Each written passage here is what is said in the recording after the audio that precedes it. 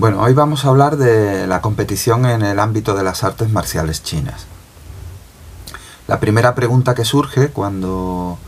pensamos en esta temática es ¿qué justifica que exista un modelo de competición reglado en una disciplina que apunta hacia contextos no reglados, ¿no? Esta sería en principio la gran contradicción aparente, ¿no?, que podemos encontrar en el hecho en sí de la competición cuando nos estamos refiriendo a sistemas marciales tradicionales, ¿no? Existen muchos motivos que justifican el abordaje competitivo, fundamentalmente como una herramienta más de la educación marcial, del artista marcial, también de su preparación y, como no, de su aproximación a entornos más estresantes o más exigentes,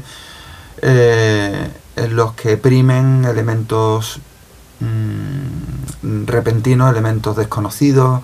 elementos sorpresivos, elementos que se generan a tal velocidad que difícilmente nos permiten respuestas muy meditadas, sino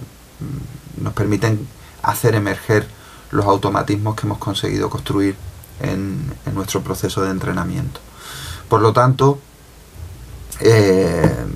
debemos tener claro que la competición en sí mismo no debería ser nunca un fin, sino una herramienta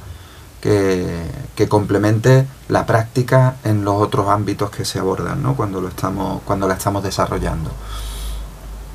En este sentido entran un poco en conflicto dos ideas, que es la de lo deportivo y lo artístico,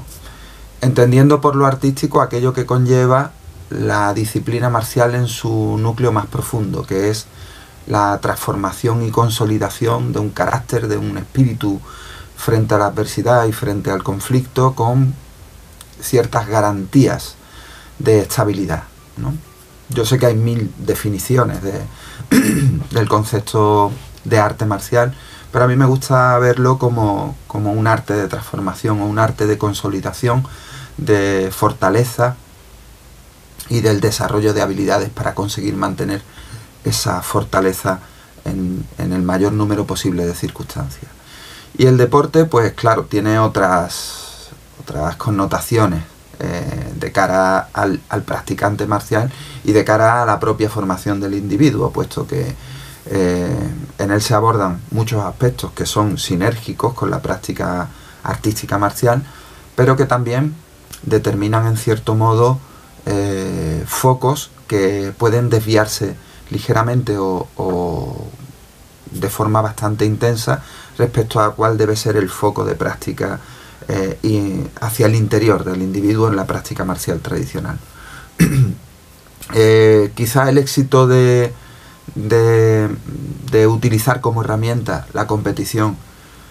en el ámbito de nuestra práctica radica precisamente en ser capaces de encontrar este equilibrio sinérgico que no comprometa los objetivos finales de lo que es la disciplina y que a su vez garantice un cierto alto rendimiento que permita que la práctica competitiva no sea frustrante o no merme la autoconfianza que tiene el individuo, puesto que si no se hace un determinado tipo de entrenamiento con un determinado tipo de intensidad y una estrategia correcta de cara a las competiciones, es muy probable que no se alcancen muchos logros, ¿no? Y eso, nos guste o no, como personas, nos va a afectar de una manera u otra, que puede repercutir negativamente en lo que es la práctica en su conjunto. Por ese motivo, yo pienso personalmente que es muy importante que seamos capaces de establecer qué elementos favorecen esta sinergia, cuáles la complican o la impiden, y que teniendo claro estos dos parámetros podamos ir navegando a dos aguas, construyendo un modelo que nos permita esta utilización, puesto que tiene un enorme potencial de cara a la formación final del artista, ¿no? En la práctica de las artes marciales chinas hay que diferenciar siempre la idea de competición en el ámbito combativo en el segmento de lo que son las formas. Y esta división es muy importante, puesto que en cada una de estas áreas definimos modelos de entrenamiento distintos, marcamos objetivos distintos, programamos de forma diferente y construimos una programación que hace hincapié en habilidades y capacidades físicas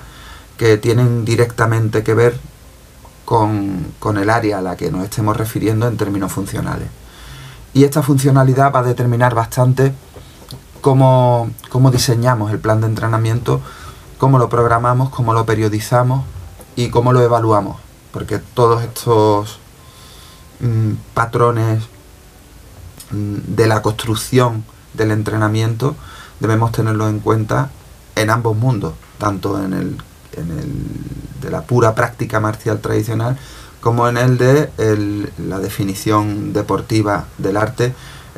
en el ámbito, ya he dicho, de estos dos que nos estamos refiriendo, combate o formas, ¿no? El conocimiento del alumno o del entrenado en cierto grado de profundidad sobre lo que está haciendo le va a dar un sentido extra a todo lo que se haga en una dirección u otra, ¿no? No son excluyentes, es decir, la práctica marcial tradicional no es excluyente de la deportiva no es excluyente de la marcial tradicional, pero hay que vigilar los riesgos que tenemos de exclusión que emergen por sí solos cuando ponemos un acento en un ámbito o en otro. Y este acento va a ser necesario, puesto que de cara a una competición concreta, bien sea de forma o de combate, luego nos referiremos de una forma más específica a uno u otro, este foco va a venir determinado siempre por unas exigencias de tiempo y de espacio de acción para conseguir este logro o este relativo logro que permita ese impulso motivador externo, que aunque no nos basamos en él, tiene peso a través de lo que estemos haciendo, ¿no? Yo creo sinceramente que el entrenamiento hacia la competición debería iniciarse en unas edades muy concretas, ¿no? Básicamente en aquellas que permitan ir tomando conciencia de la utilidad que esto tiene. Cuando lo empezamos antes, cuando el individuo a nivel cognitivo no tiene un desarrollo lo suficientemente avanzado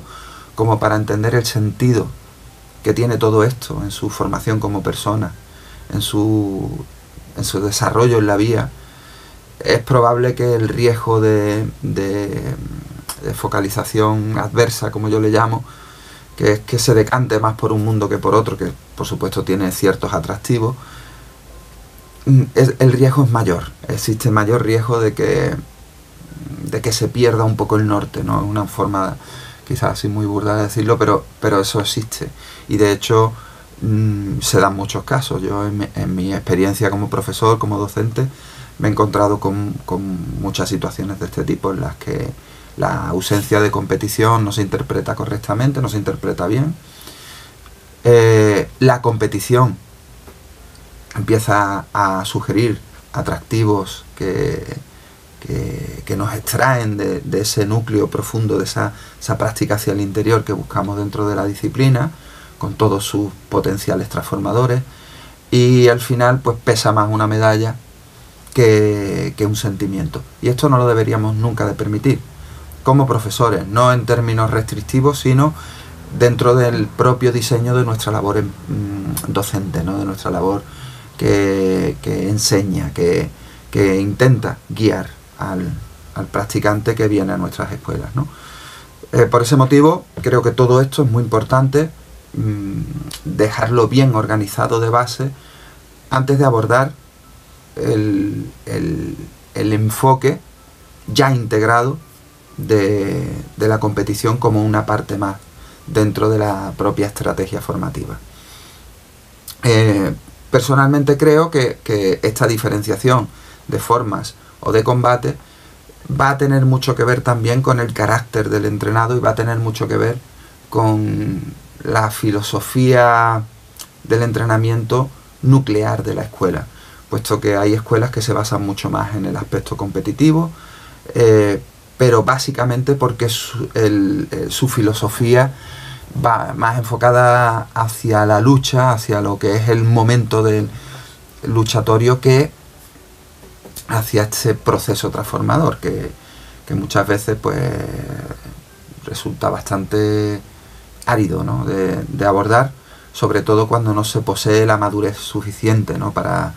encajar sus exigencias de repetición, de insistencia, de tenacidad.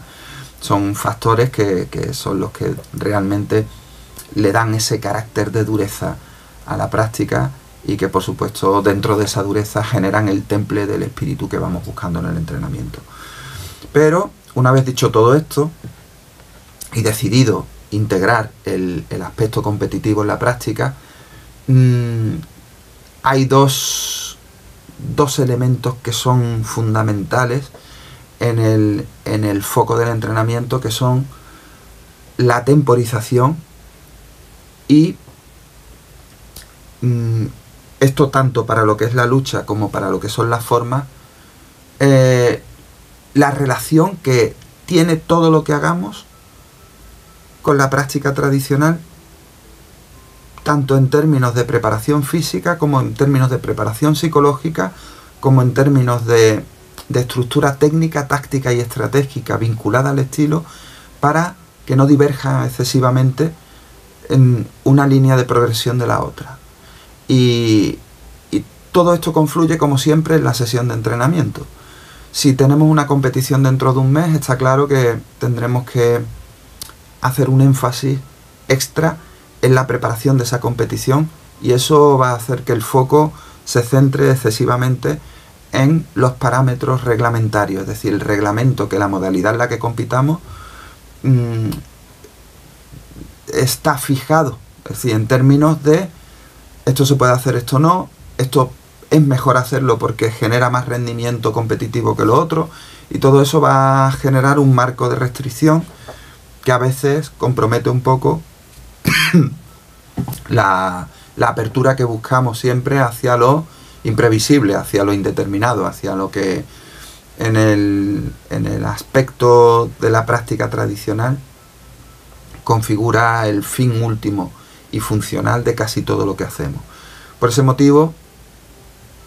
creo que es una de las claves del diseño de toda esta integración, va a estar siempre en la sesión de entrenamiento y en la temporización. ¿Por qué? Pues porque si a principio de temporada tenemos la posibilidad de determinar dónde están los puntos competitivos a los que vamos a llevar al entrenado, podremos ubicar mucho mejor las diferentes fases de la preparación para la competición dentro del marco de las diferentes fases que tenemos en la propia programación anual, en el esquema general de progresión del practicante, tanto en grados como en técnicas, como en madurez, como en habilidades, como en capacidades. Toda esa línea de progresión, toda esa línea de evolución nos va a permitir hacer pequeñas inserciones, y digo pequeñas, y esto es importante que lo maticemos, pequeñas inserciones que van a dar un resultado final, aglutinando tanto esas pequeñas inserciones como todo el marco general del entrenamiento, de manera que ambos procesos se apoyen mutuamente. Tanto los entrenamientos con un enfoque competitivo como los entrenamientos con un enfoque al desarrollo particular del arte marcial o del estilo que se esté practicando. Y en ese sentido, encontrar estos puntos va a estar de alguna manera influenciado porque tengamos claro cuándo tenemos que actuar en términos de competición. Y por supuesto, qué características va a tener esa competición. Si es entrenamiento, si es una competición de armas, si es una competición de mano vacía, si es una competición de formas en grupo, si es una competición de formas con interacción. Es decir, dependiendo del modelo al que presentemos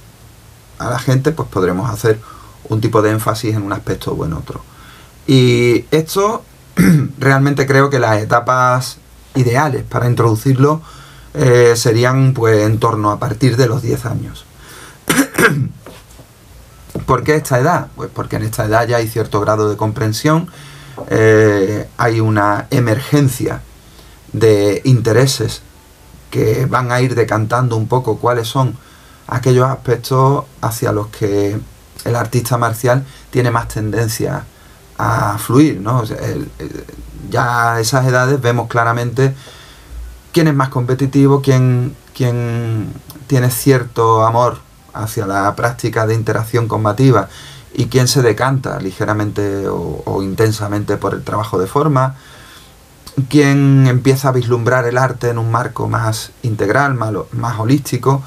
y quién empieza a separarse del entrenamiento tradicional, puesto que no le está dando aquellos aspectos o aquellas características de influencia que sus otros aspectos de la vida le están fomentando. Porque esto no podemos olvidarlo. La escuela tiene un porcentaje, un grado de influencia sobre la formación del individuo, pero su vida está compuesta de muchísimos otros elementos. Entonces, es muy probable que estos tengan cierto grado de peso sobre todo lo que esté ocurriendo en la sala, ¿no? Entonces, tener clara esta programación y tener cierto grado de creatividad a la hora del diseño de sesión en todo ese marco programado, pues va a ser una de las primeras exigencias con la que el docente se va a encontrar, con la que el preparador se va a encontrar, y que requiere de una gran experiencia y requiere también de un cierto grado de inteligencia a la hora de hacer correctamente todo el proceso, para que no se superpongan las capas, para que no existan interferencias y para que las transferencias de un mundo a otro, el competitivo y el artístico marcial, tengan esa capacidad de simbiosis, ¿no? A partir de ahí, pues bueno, la competición nos va a ofrecer una serie de elementos que son interesantes. Como dije al principio, todo lo que es el aspecto de aproximación a entornos menos ficticios, esto hay que matizarlo, por supuesto. Todo eso va a tener un extra de seguridad y de preparación para imprevistos que son más afines a esa idea, ¿no? En el ámbito de la realidad. Hemos dicho antes que no hay una aproximación absoluta nunca a la realidad en el entrenamiento, pero sí hay un acercamiento para que podamos sentir, vislumbrar si lo que hay ahí en esas intensidades resuena con algún aspecto nuestro potencial natural o con algo que realmente sentimos que tenemos capacidad de desarrollar dentro de nuestra práctica diaria, y esas afinidades van a determinar un poco qué cantidad de energía vamos a disponer a nivel personal en esa dirección. Y por este motivo es complejo también dividir la estructura de la sesión, que no está compartimentada en competidores y no competidores, de forma que los no competidores también puedan nutrirse de ese entrenamiento. Y esto es algo que, sobre todo en las etapas infantiles, es una fuente de reflexión, creo yo, más que de problemas, puesto que incrementa todavía más esa exigencia creativa a la hora de diseñar la sesión, teniendo en cuenta tantos